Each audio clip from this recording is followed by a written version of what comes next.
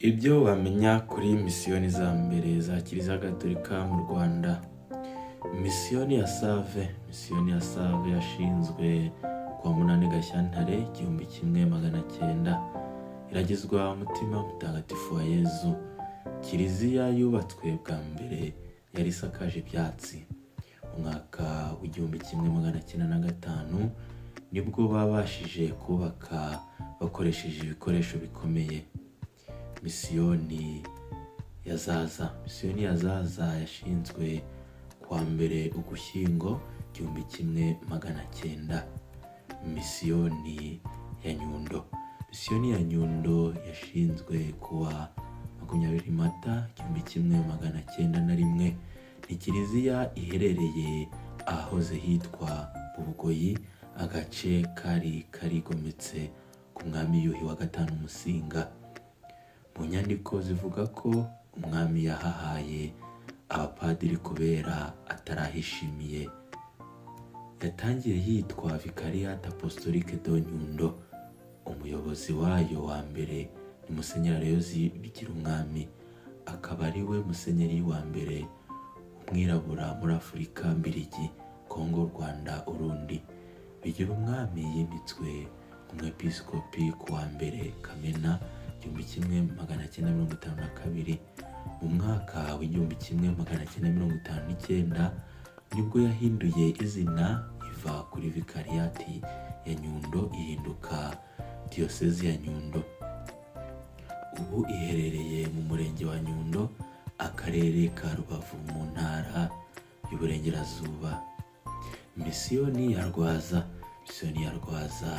yashinzwe kuwa 20 Ugushyingo 1903.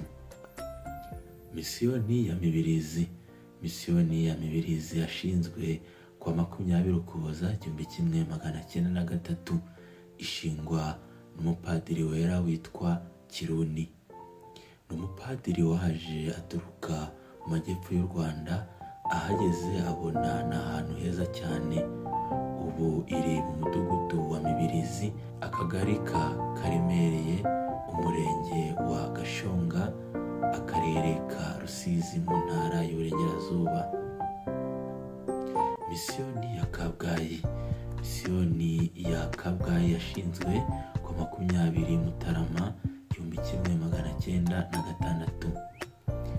Misiyoni ya Rulindo yashinzwe kuwa 26 Mata 1909. Misiyoni ya Murunda yashinzwe kuwa 17 Gicurasi 1909. Misiyoni ya Kansi yashinzwe kuwa 13 Ukuboza 1910. Misiyoni y'umuryango mutagatifu Sainte Famille ya Kigali. Misiyoni ya Sainte Famille yashinzwe kuwa 24 Ukwakira 1913. Yatangiye yitwa Misiyoni y'umuryango mutagatifu, ishingwa n'abapadiri bera, Padiri Max Theodore, Padiri Savier na Frere Alfredi, ari nabo bayiyoboye kugeza umwaka w'1923. Umupadiri w'umunyarwanda wayiyoboye bwa mbere ni Aloyosi Bigirumwami. Iri jambo misiyoni ryaje gusimbuzwa paruwase guhera kuwa 10 z'ukwa 10 1959. Misiyoni ya Rambura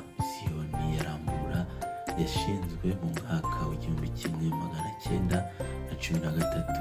Iragizwa Bikira Mariya umwamikazi w'amahoro, Regina Pacis. Ishingwa n'abapadiri bera bashinze amahema yabo ku musozi wa Kibihekane, ni mu karere kitwa Ubushiru. Misiyoni ya Rwamagana yashinzwe kuwa 5 Gashyantare 1919. Ishingwa na Musenyeri Yohani Joseph Hiriti. Iragizwa Bikira Mariya umwamikazi w'imitsindo, Padiri Leo wari padiri mukuru muri misiyoni ya Kigali Sainte Famille yatumwe kurambagiza ubuganza bw'epfo, maze atanga raporo yatumye Musenyeri Hiti afata icyemezo cyo gushinga misiyoni ya Rwamagana. Misiyoni Gatolika yagiye ikora ijoro n'umunsi. Mu makuru ataha tuzakomeza kubataturira amateka y'isesekara mu Rwanda, ko yandi madini nuko yagiye yaguka agakwira igihugu cyose.